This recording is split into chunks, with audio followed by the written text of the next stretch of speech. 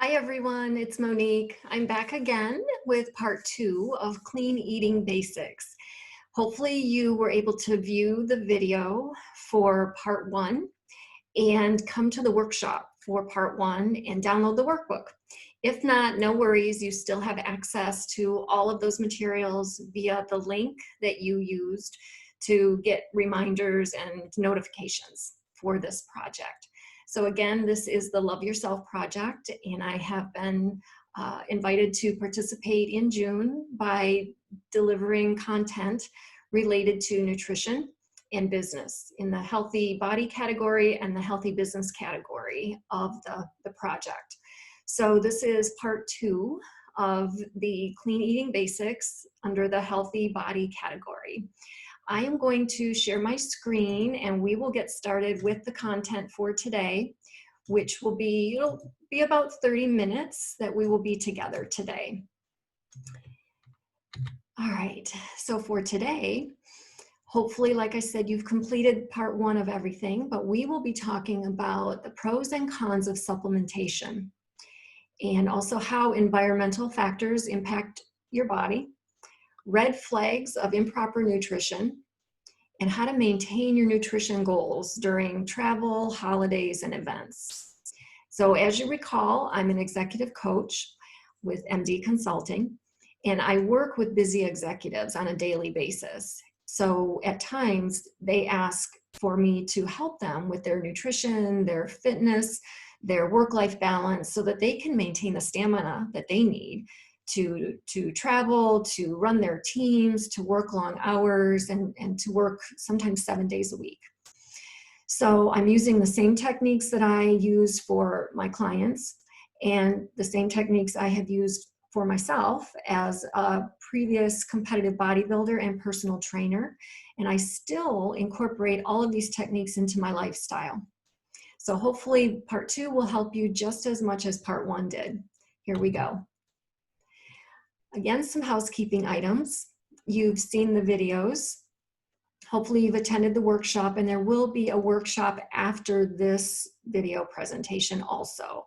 So the workshops are the first week of July, and that it will be very interactive. So bring your questions, bring your concerns so that we can address them in the workshop.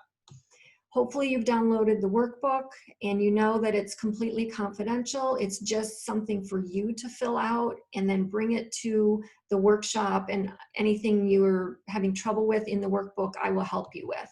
I'll give you a better understanding, or I'll answer some of your questions. Okay, let's talk about supplementation. Couple important things related to supplementation, some pros and cons. So the pros: vitamins and minerals, they help give your body what's missing from your food. They are supplemental. You don't take them instead of food. They don't give you energy. Food gives you energy. So if there's something missing out of your food, or if your doctor has told you you have a deficiency, then you need to look into supplementation. And if you're eating a highly processed diet, which hopefully you are not after watching the first video, but if you are, you may have some vitamin deficiencies. For certain people, like I said, with medical histories or other types of deficiencies, supplements could aid in your recovery. When they're combined the right way, supplements are known to benefit your health. So an example would be flax seeds or flax oil or fish oils, things like that. So you have to really know what it is you're taking in. The cons, so the negatives, are when supplements are combined incorrectly, they could cause adverse effects. So they could counteract some things. They could counteract some medication. They could cause side effects to medication. So you need to know about this, and you need to talk to your doctor about this. There are a lot of products on the market called fat burners. They help people burn fat, and those tend to be pretty harmful. There are more natural ways to burn fat, which we talked about in the first video. It's how you combine your food and how often you eat and things like that. And you combine that with exercise, and you don't really need a quick fix like a fat burner. So be very careful of that, because they can contain some artificial things that may not be healthy for you. You may have allergic reactions to supplements, so you need to be careful of that too. And just because certain supplements are considered natural or herbal, you can still have a side effect to that. They can be expensive, so you need to take only what you need to take and no more than that, because it's not cheap. The scientific findings, the research about supplements are always changing. So you need to keep up on your research, and you need to be sure of what is happening now with the current supplements. Okay, let's talk about environmental factors. We talked a little bit about this in the first video. So we know that stress, lack of sleep, can cause problems with your metabolism, but also pollution and hormonal changes. They can affect your body fat and the way you feel. So you can reduce all of this. You can reduce your emotional stress and your environmental toxins by upgrading your lifestyle and just slowing down a little bit more. So here's a list of suggestions, and it doesn't mean you have to do them all. You can start small and work up to this. You want to incorporate certain things into your lifestyle that become your lifestyle, not something that you can't commit to. You want to be able to commit long term in order to really reap the benefits as you get older. I shared in the first video that I'm 56 years old, and I started trying to upgrade my lifestyle when I was probably 30. So for 26 years, I've been eating the way I described to you in the first video. And I've also been exercising, and I'm a former competitive bodybuilder, so that played into it also. But I've continued that lifestyle. I'm dedicated and really disciplined about what goes into my body. And I'm still learning, so I'm always trying to improve my knowledge and try other things that might help me. So here's an example for you to pick from. Yoga, reading, walking, enjoying nature, take a nap when you need it, when you have time, getting together with family, having fun, trying to get more sleep at night, making sure that you're sleeping well through the night. Be really conscious of your environment and make sure your lifestyle supports your values. If you're living a lifestyle that is not in alignment with your values, it will cause a lot of stress, and we don't always realize that. Try to be in environments that are free of toxins and smoke and things like that, pollution. Try not to directly consume toxins. Try to eat toxin-free food, and we talked about that in video 1 as far as the processed foods. And try to help control pollution and littering. Try to do your part to control pollution and littering so that other people aren't taking in any toxins that you put out. Okay, what are some red flags related to nutrition? As we talked about in the first video, all nutrients work together to regulate the body's chemical activities. So your food intake, your water intake, the type of water you drink, your supplements, they all work together. So you have to keep that in mind. You have to think strategically about everything that you're doing. If you're not exercising but you're eating right, you might not see results. If you're exercising and eating right, that's a better combination. So it's important to keep everything balanced. An imbalanced diet can lead to a number of different medical problems. So you want to be sure to not specifically eliminate an entire food group from your diet. I've seen a lot of people do that. And I also shared that as a personal trainer, I've worked with hundreds of clients in the past when I was a personal trainer, and many of them eliminated everything except protein, and they ended up with kidney failure. So I had a number of clients where that happened to them, and they came to me after their medical problems were diagnosed, and we had to try to incorporate better foods into their diet. So try to never eliminate completely an entire food group from your diet. So like I said, be cautious of extreme eating patterns or fad diets, like the one I just mentioned.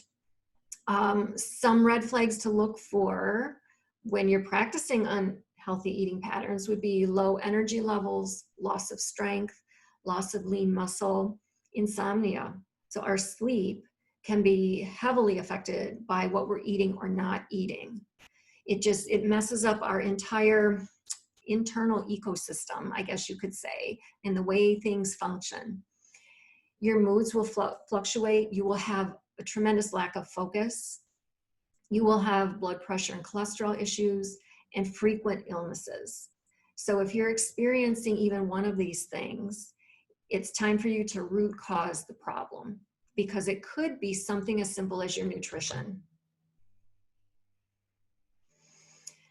All right, let's talk about maintenance. Because like I mentioned to you, I've been maintaining my lifestyle for several decades, and it has become a habit now. So we want to get you to the point where you're incorporating things that become part of your lifestyle and a habit. So whether you're traveling by car or plane, one tip is to always keep healthy snacks with you. Now that could be a baggie of nuts. It could be a sandwich made with healthy ingredients. It could be a salad. I was doing a lot of traveling over the last few years, and whether it was domestic travel or international travel, I always took food with me. I prepped my food ahead of time and I packed it in my carry-on and I took it with me. So it's a habit that you have to get into, but you will feel so much better when you're traveling. You'll keep your energy level up. You won't feel bloated or sluggish when you are finished with your trip. So try to figure out the snacks that you can take that fall into your nutrition plan that you have created, hopefully with Workshop 1. When you're in restaurants, ask for modifications of the menu.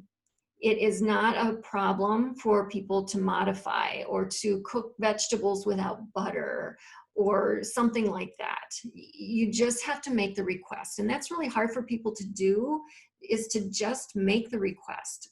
People are uncomfortable with that. They're uncomfortable stating their needs, but they are almost always able to accommodate you at a restaurant if you make that request. If you're staying in a hotel when you're traveling, request a refrigerator and a microwave for your room. This is something I do every time I travel. I've been doing it for decades. A small refrigerator and a small microwave. If you can't get both, get whatever you can get. And sometimes you have to call in advance to do that because they have a limited amount and they need to reserve it for your room.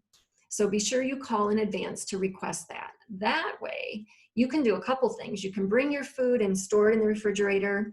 You can, if you're eating at a restaurant and you've requested some modifications, you can bring leftovers back with you and keep it in the refrigerator. It's really so much easier to do that, and then you have things on hand. If you're hosting a party, because I know a lot of you have told me you like to entertain, and that's a big problem for you because then there's all of this food. So if you're hosting a party, you're in complete control of the entire menu.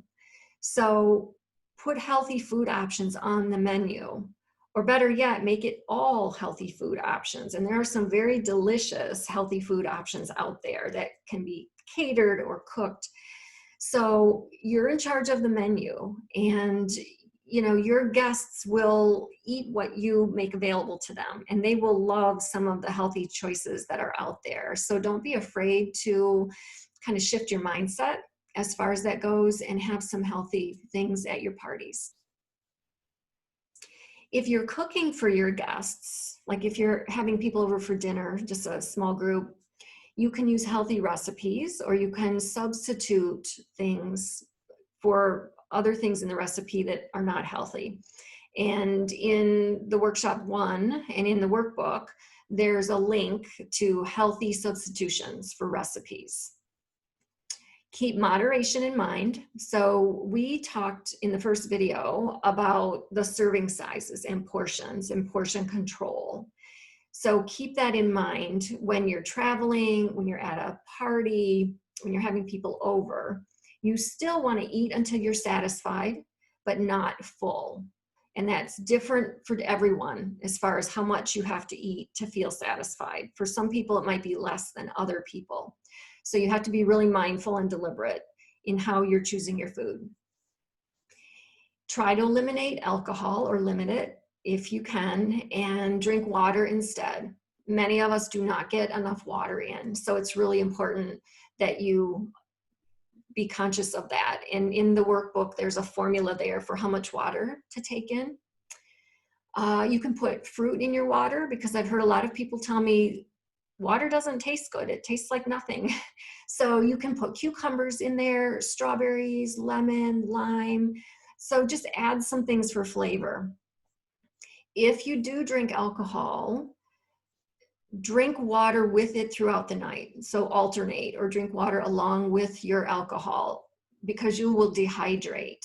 And the next morning you will not feel, I mean, that contributes to the hangover, is that you're dehydrated. So make sure you're drinking water along with the alcohol. So here's a trick that I started using when I was competing, because I would still be invited to social events where there was food. And most of the food I couldn't eat because it wasn't on my nutrition plan, on my competition diet. So a trick I used is that I would eat a full meal, my food, before going to the event. And then when I got to the event, I wasn't starving, and I could pick and choose the foods that were healthier or the foods that were on my nutrition plan. If you go to an event and you haven't eaten all day, like some people have said to me, I have this event to go to, there's going to be a lot of food, so I'm not eating all day and I'll just eat at the event. Well, bad choice. By the time you get there, you will be starving and you will have less self-discipline. So you want to eat before the event so that you'll be less hungry and your willpower will be higher by the time you get there. And another trick is, do not wear extra loose clothing to a party. Wear something a little more form-fitting, and that way you'll be a little more self-conscious and less likely to overeat. So I know it's a wardrobe thing, but it is a good tip to help keep you self-conscious when you're at a party. A lot of this is about being more conscious and mindful and deliberate about what you're doing, what you're putting into your body, and making choices and being proactive instead of reactive with your choices. So those are some tips for maintenance, which we will go over in more detail in the workshop number 2. So here's your next steps. Because as a coach, there has to be an action item that I give to you. Download this slide deck. Make sure you've downloaded the workbook if you haven't already. So if you've missed the first video, make sure you've downloaded the workbook. Complete the 3rd module of the workbook before you attend the 2nd workshop. And again, only complete the areas that are pertaining to your situation. So if something in the workbook doesn't seem to resonate with you, then skip it. You'll be the only one looking at the workbook in the workshop. So again, it's confidential only to you. Register for the 2nd workshop. You'll get a notification of that if you have signed the email list. And then attend the 2nd workshop and come prepared with your questions. And that will be a very interactive workshop, just like the first one. So, and again, it's limited to the amount of people that we can take. So please go ahead and register early. And I hope to see all of you there. I'm really excited that I could give you some more tips today in part 2 of Clean Eating Basics. And I really look forward to seeing you in the workshop. Bye-bye.